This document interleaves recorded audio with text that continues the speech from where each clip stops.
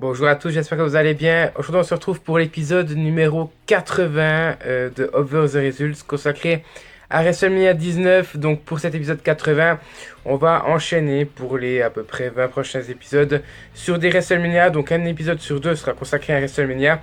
Et on commence avec WrestleMania 19. Donc, avant toute chose, je ne vais pas vous demander de liker ou disliker en fonction si vous avez aimé le pay-per-view ou non. Je sais que WrestleMania 19 n'est pas un pay-per-view que tout le monde a vu, tout simplement parce qu'il date de 14 ans maintenant, c'est un pay-per-view de 2003. Donc je ne vais pas vous demander de faire ça, exceptionnellement pour l'épisode 80, parce que c'est un chiffre rond, et puis un épisode 80, ça se fait, je pense. Je vais vous demander de laisser un maximum de likes sur cette vidéo, pour me montrer à quel point vous êtes toujours à fond, ou autant, sur cette série-là, qui est Over the Results, voilà. Donc moi ça me fait vraiment très bizarre d'arriver à 80 épisodes. Et pour une fois, je tiens à le préciser, je vous fais cette vidéo à peu près une semaine et demie avant sa date de sortie. On est... là je vous tourne cette vidéo, il est 3h du matin entre le samedi et le dimanche. Je crois que c'est entre le 6 et le 7 mai. Donc voilà, pour une fois je ne vous fais pas un épisode 3 mois à l'avance. Bref, donc on va directement commencer avec le premier match. Matt Hardy bat Rey Mysterio pour conserver son titre Cruiserweight. Oui, Matt Hardy était à l'époque champion poids léger dans un bon petit match marqué par les nombreuses interventions de Shannon Moore. Ça fait vraiment plaisir de voir Shannon Moore de nouveau avec Matt Hardy, vu que ce sont des potes dans la vraie vie. Et ça fait tout simplement du bien de revoir justement ce lutteur-là. J'ai marqué match cependant beaucoup trop court parce qu'il dure 5 minutes 30. Et j'ai marqué Matt Hardy qui gagne en cédant des cordes. Matt Hardy qui était heel à l'époque contre Rey Mysterio. Donc c'est un bon petit match. Un petit peu plus longtemps, ça m'aurait pas déplu. J'ai mis la note de 6,5 sur 10 quand même pour ce match-là. Deuxième match, l'Undertaker bat Big Show et A-Train dans un handicap match avec l'aide de Nathan Jones. Qui était censé être son partenaire pour ce match-là, mais qui s'était fait attaquer par les deux heels un peu plus tôt, donc quelques heures avant WrestleMania 19. J'ai marqué c'est un bon petit match, bien rythmé, compte tenu des gabarits que sont l'Undertaker, Big Show et A-Train. A-Train, pour les gens qui ne savent pas qui c'est Tensai, qui était, je crois, en 2013, opposé à John Cena, qui n'avait pas fait long feu, et qui est du côté de NXT maintenant, qui était dans les commentateurs, et qui est là pour aider un peu les nouveaux talents. Et j'ai marqué donc justement bon rythme compte tenu des gabarits, mais pas ouf pour le reste. J'ai marqué temps moyen 9 minutes 45 pour un match d'Undertaker à l'époque. C'était pas grand chose. J'ai marqué pas grand chose à redire, vraiment. Ça fait le taf, mais ça aurait pu être beaucoup mieux. D'où ma note à 6,5 sur 10, encore une fois. Troisième match, Trish Stratus bat Victoria qui était la championne féminine et Jazz pour devenir la nouvelle championne dans un match bon mais bizarre. Enfin, pour moi c'est le moins bon de la soirée. Il n'y a pas de match mauvais, hein. Enfin, je vais vous en parler maintenant. Il y a un pillow fight match plus tard dans la soirée, mais je vais même pas vous en parler tout simplement parce que je le considère même pas comme un match de catch, pardon. Donc je vais vraiment vous faire les 9 matchs principaux. Le pillow fight match, on va pas en parler. Pour les gens qui ne savent pas, c'est un match de coussin avec un lit qui était sur la rampe d'Axo Ring, donc on va pas en parler.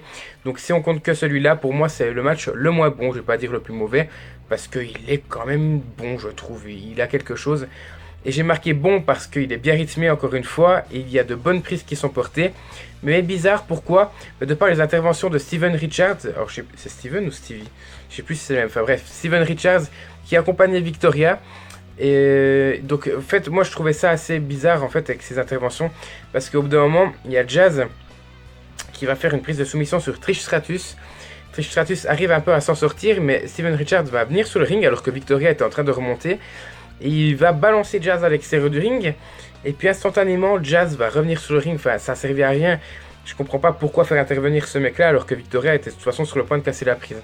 J'ai pas trouvé ça très crédible, surtout que Victoria était en train de distraire l'arbitre, alors que Victoria, si elle cassait la prise, c'était normal, enfin il n'y avait pas de triche. Bref, j'avais pas compris ce genre de détails, ce genre d'intervention. Il y a plusieurs incohérences comme ça. Ça fait un peu baisser la note du match pour moi. J'ai mis la note quand même de 6 sur 10. Quatrième match, la team Angle, donc Shelton Benjamin et Charlie Haas battent Los Guerreros, donc qui était composé de Eddie et de Chavo Guerrero, et Chris Benoit et Rhino pour conserver leur titre par équipe de la WWE. J'ai marqué dans un excellent match par équipe. Petit bijou, je trouve, ça m'a fait vraiment plaisir de voir ce match-là et de voir la plupart des lutteurs. Il faut savoir que sur ces 6 lutteurs, il y a juste Rhino qui est encore à la WWE actuellement, et en plus il est de retour depuis un an, un peu moins d'un an. J'ai marqué, enfin en tout cas dans le main roster, j'ai marqué les 3 équipes sont très très bonnes. J'ai marqué aussi, c'est très anecdotique de voir Chris Benoit et Eddie Guerrero se battre quand on sait où ils seront un an plus tard. Eddie Guerrero sera champion de la WWE et Chris Benoit sera champion poids lourd pour WrestleMania 20, à la fin de WrestleMania 20, donc c'est assez anecdotique de les voir les deux échouer pour remporter le titre par équipe, mais d'avoir le titre majeur l'année d'après. Je trouve que c'est un beau parcours, sans parler de la fin, parce que je trouve que chaque fois qu'on parle de Benoit et d'Eddie Guerrero, on parle toujours de leur mort. Cette fois-ci, je ne vais pas en parler, on va parler que des bonnes choses. J'ai marqué pour la fin du match, Rhino porte un gore sur Chavo Guerrero, donc ça, son spire à lui, mais Eddie Guerrero l'empêche de faire le tomber, et ce sera Shelton Benjamin qui le fera afin de conserver leur titre. Bon match, j'ai mis 8 sur 10. Cinquième match, Shawn Michaels bat Chris Jericho dans un putain de bon match de catch. J'ai marqué, c'est incroyable. Qu'est-ce que ça aurait donné si il y avait eu une stipulation? Non, vraiment, là il y a tout pour moi, c'est très très complet. J'ai marqué, le storytelling fait beaucoup. On voit Jericho qui copie Michaels pour devenir la prochaine icône. Autant il prend, prochaine icône de catch, autant il prend ses pauses, il fait son switching music. Enfin, il essaie vraiment de devenir, et c'est justement ce qui est expliqué dans la rivalité, il essaie de devenir le Shawn Michaels. Et presque, il expliquait qu'il voulait presque même plus prendre la place de Shawn Michaels, il voulait devenir le tout premier Chris Jericho. Je trouve que c'est une putain de rivalité. Et le match est tout autant bon que la rivalité. J'ai marqué, c'est quasiment parfait. Seul le rythme fait un peu défaut dans la première moitié du match. Et le finish, Shawn Michaels va battre par un petit paquet. Donc ça ne me plaît pas. Donc c'est les deux petits points qui font baisser la note à 9 sur 10. C'est dommage. Et j'ai marqué l'après-match est tout aussi dingue pour moi. On voit Chris Jericho et Shawn Michaels qui se prennent dans les bras. Et puis Chris Jericho va conserver son statut de heel quand même. Il va porter un Shero Shot, un coup de pied dans les parties intimes de Shawn Michaels. Voilà, pour moi c'est quasiment parfait. C'est deux détails qui font quand même passablement baisser la note du match. Mais comme je l'ai dit, on a tout de même un 9 sur 10.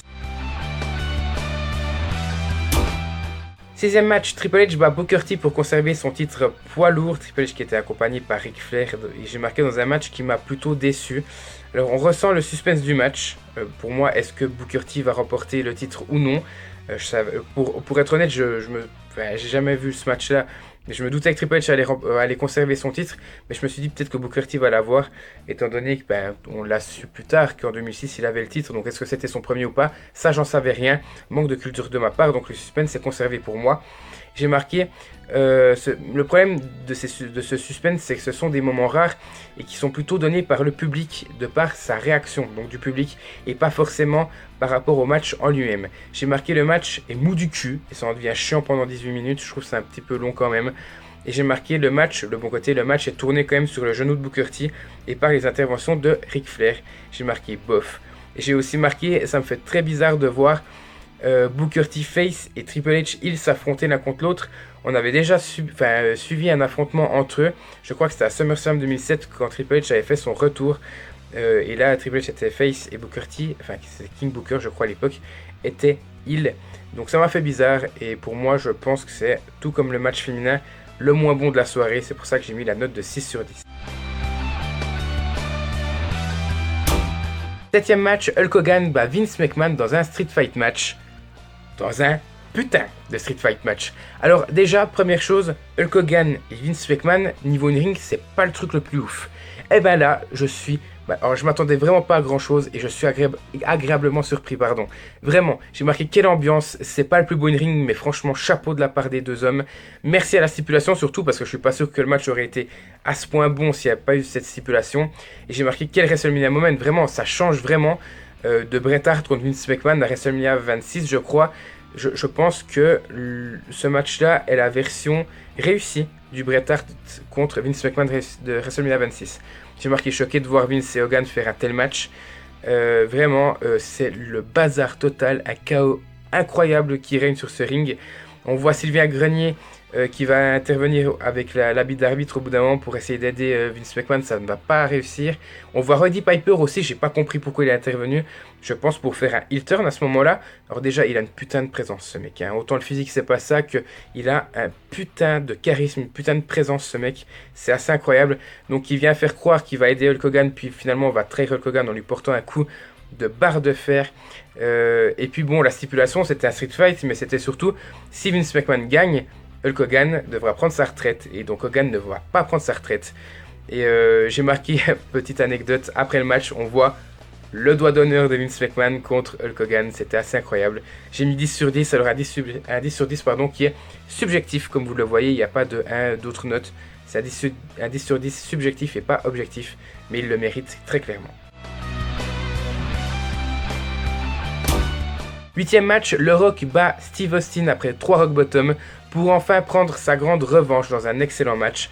Faut savoir que le Rock avait chaque fois perdu contre Steve Austin dans les WrestleMania, alors je sais plus lesquels c'était, je crois qu'à WrestleMania 18 il avait perdu et à WrestleMania 16, je veux pas dire de bêtises, 15 ou 16, je sais que c'était pas 3 ans d'affilée et donc cette fois-ci Rock va prendre sa revanche et avoir sa première victoire contre Steve Austin et sa seule victoire contre Austin à WrestleMania. J'ai marqué vraiment rien à redire, tout est parfait pour moi, l'intensité, le selling, l'ambiance, le rythme, le public, tout est parfait. Un match, c'est une petite pépite, je veux dire un très bon match, c'est une pépite.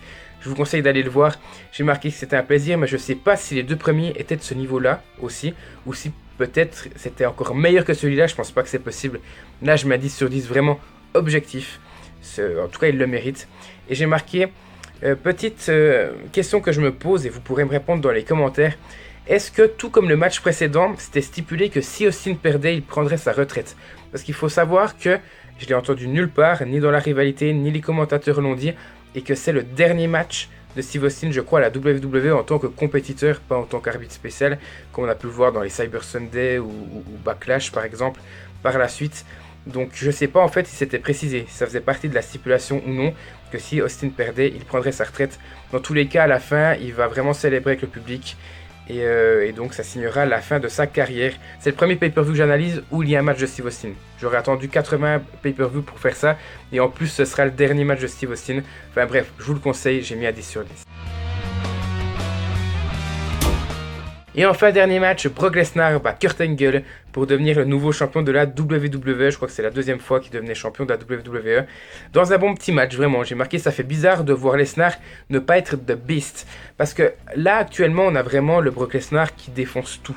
Même s'il a eu sa phase noire contre Goldberg à Survivor Series l'année passée, c'est The Beast et il défonce tout. Là, c'est pas le cas et on le ressent très clairement parce qu'il y a des longs moments où il se fait dominer et où il se ramasse pas mal de souplexes. Donc je trouve ça assez ironique quand même de voir qu'à l'époque, il n'était pas invincible.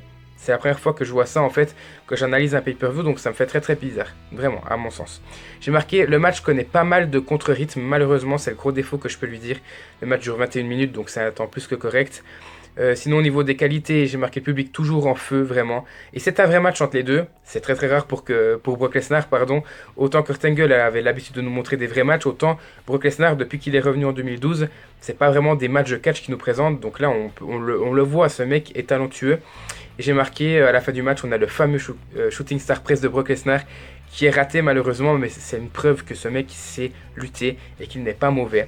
Et j'ai marqué, après le match, les deux se serrent la main. Et il aura fallu quand même 3 F5 pour battre Kurt Angle. Donc le mec n'est pas décrédibilisé. Au niveau de la note, j'ai mis la note de 8 sur 10. Voilà, donc si on additionne toutes ces notes et qu'on divise par 9, on arrive à la note de 7,78 sur 10. Ce qui est un très très bon pay-per-view pour moi. Je crois qu'il est juste un petit peu en dessous du WrestleMania 32 selon moi. Qui était à 7,84 si je dis pas de bêtises. Et il a la 26e place sur 80, 83 même au moment où je fais cette vidéo.